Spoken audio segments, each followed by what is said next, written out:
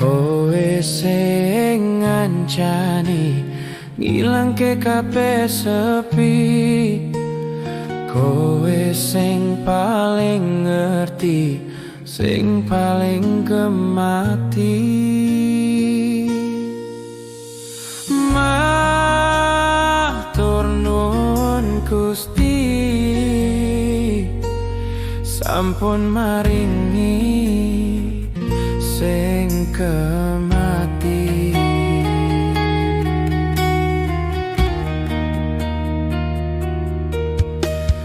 Kowe sing ngancani ngilangke kabeh sepi.